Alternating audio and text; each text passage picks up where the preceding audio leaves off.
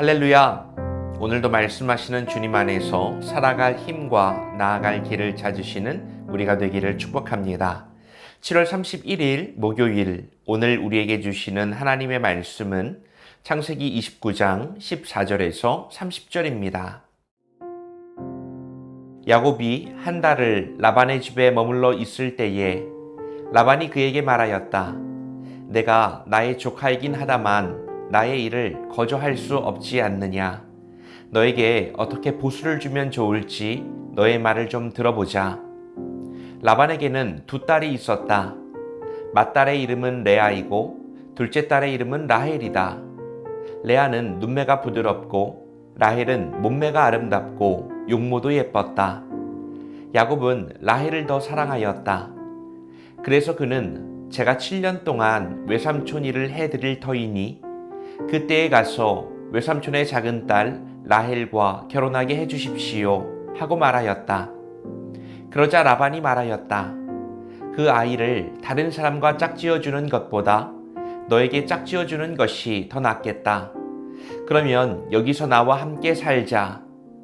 야곱은 라헬을 아내로 맞으려고 7년 동안이나 일을 하였지만 라헬을 사랑하였기 때문에 7년이라는 세월을 마치 며칠같이 느꼈다. 7년이 지난 뒤에 야곱이 라반에게 말하였다. 약속한 기한이 다 되었습니다. 이제 장가를 들게 해 주십시오.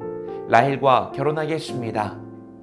라반이 그 고장 사람들을 다 청해놓고 잔치를 베풀었다.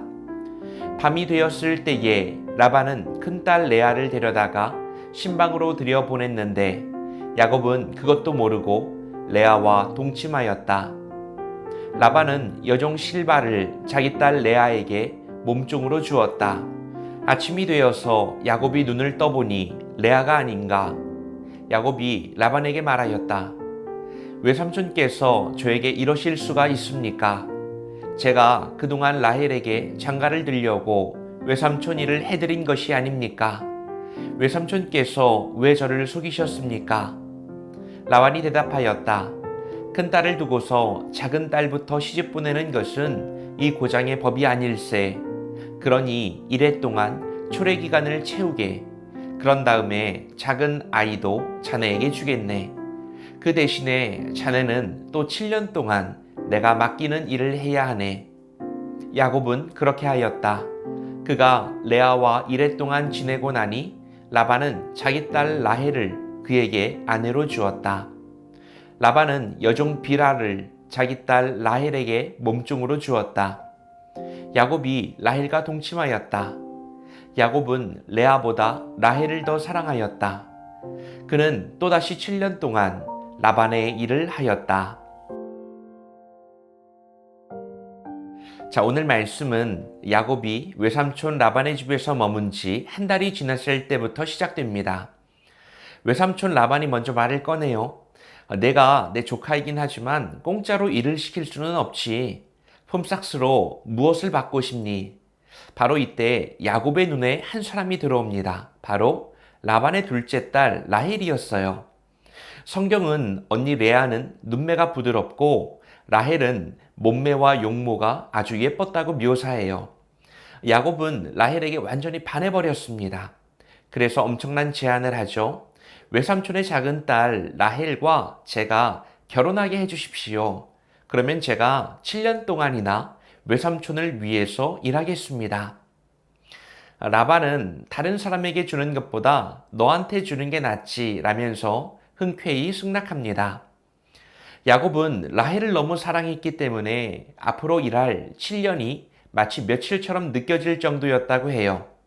드디어 약속한 7년이 지났습니다. 야곱은 라반에게 이제 약속대로 라헬과 결혼하게 해주십시오 라고 당당하게 요구합니다. 라반은 마을 사람들을 다 불러놓고 큰 잔치를 엽니다. 그런데 바로 그날 밤에 사건이 터지죠. 라반이 신방에 들여보낸 딸은 라헬이 아니라 첫째 딸 레아였던 겁니다. 눈이 어두워서였을까요? 야곱은 아침이 되어서야 자기 곁에 있는 사람이 레아라는 것을 알고 충격에 빠집니다.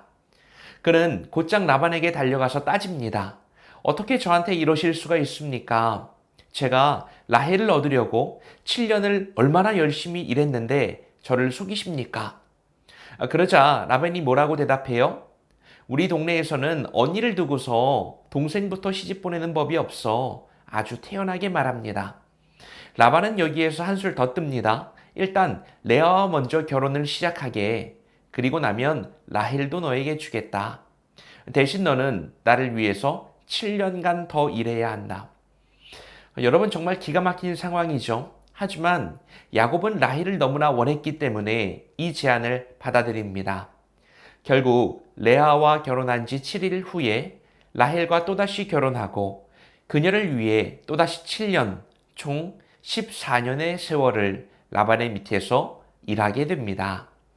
자, 오늘 말씀을 통해서 우리는 무엇을 깨달을 수 있을까요? 첫째는 혹시 내 인생에도 과거의 모습이 그대로 돌아오는 것 같은 경험이 있나요? 야곱의 인생을 보면 참으로 아이러니합니다. 그는 어떤 사람이었죠? 아버지를 속이고 형을 속여서 장자의 축복을 가로챈 사람이었습니다. 그런데 오늘 본문에서 그가 라반에게 뭐라고 소리치죠? 왜 저를 속이셨습니까? 마치 거울을 보는 것 같지 않나요? 속이던 자였던 야곱이 이제 완벽하게 속는 자가 된 것입니다. 우리는 이걸 보면서 와, 죄 짓지 말아야지. 죄 지으면 반드시 벌 받네 라고 생각할 수도 있어요. 하지만 성경은 그보다 더 깊은 하나님의 계획을 보여주고 있습니다. 하나님은 야곱의 과거를 현재의 모습으로 가져오게 하셔서 그 자신을 정면으로 보게 하십니다. 자신의 깨와 방법이 얼마나 허술하고 결국 자기 자신에게 상처로 돌아오는지를 깨닫게 하시는 거죠. 혹시 여러분 우리들의 삶에도 비슷한 패턴의 어려움이 반복되고 있지 않습니까? 그렇다면 왜 나만 이래 하고 원망하기보다는 하나님께서 이 일을 통해서 나에게 결국 무엇을 말씀하고 싶으신 걸까? 내면을 들여다보는 시간이 필요하다는 신호일 수 있습니다. 그것은 벌이 아니라 우리를 더 좋은 길로 이끄시려는 하나님의 훈련일 수 있으니까요. 주어진 상황 속에서 내 삶에 반복되는 죄의 영역을 돌아보시고 그 모습을 주님 앞에서 바꾸어 가실 수 있기를 원합니다. 둘째는 지금 내가 가장 간절히 원하는 라헬은 무엇인가요? 그것은 사랑일까요? 집착일까요? 야곱은 라헬을 얻기 위해서 7년, 아니 14년을 바쳤습니다. 정말 대단한 사랑처럼 보이죠. 하지만 조금만 깊이 생각해 보면 야곱에게 라헬은 단순한 사랑의 대상을 넘어선 존재 그 자체였습니다. 하지만 조금만 깊이 생각해 보면 야곱에게 라헬은 단순한 사랑의 대상을 넘어선 존재였습니다. 그러니까 가족과 고향 모든 것을 잃고 쫓기듯이 떠나온 야곱에게 라헬은 잃어버린 내 인생을 보상해 줄 수 있는 유일한 희망이었던 겁니다. 그러니까 저 사람만 얻으면 내 인생은 다시금 회복될 수 있을 거야. 지나간 시간이 보상받을 수 있을 거야 라는 생각에 사로잡힌 집착에 가까웠던 거죠. 여러분 우리에게도 그런 라헬이 있을 수 있습니다. 이 사람과 결혼만 하면, 이 회사에 합격만 하면, 이 집만 사면, 이 문제만 해결되면 내 인생이 해결될 거라고 그리고 행복해질 거라고 믿는 대상들 말입니다. 하지만 하나님은 야곱의 인생을 통해서 우리들에게 보여주시는 거예요. 그렇게 집착해서 얻으려고 했던 것이 오히려 더 큰 고통과 기다림을 낳을 수 있다는 것을요. 하나님은 야곱이 원했던 라헬을 바로 주지 않으셨습니다. 대신에 그가 원하지 않았던 레아와 또한 14년이라고 하는 기다림의 시간을 통해서 야곱을 자신의 힘이 아니라 하나님을 의지하는 사람으로 빚어가셨습니다. 과정을 통해서 하나님은 말씀하셨던 거예요.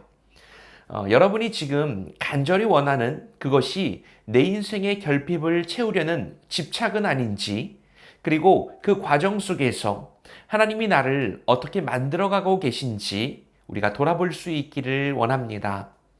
여러분 집착을 버리시고 진짜 사랑을 마주하는 그런 우리가 됩시다. 오늘 말씀을 통해서 우리는 야곱은 라헬을 얻기 위해서 7년을 일했지만 외삼촌 라반에게 속아서 14년 동안 붙잡혀 있는 장면을 보게 됩니다.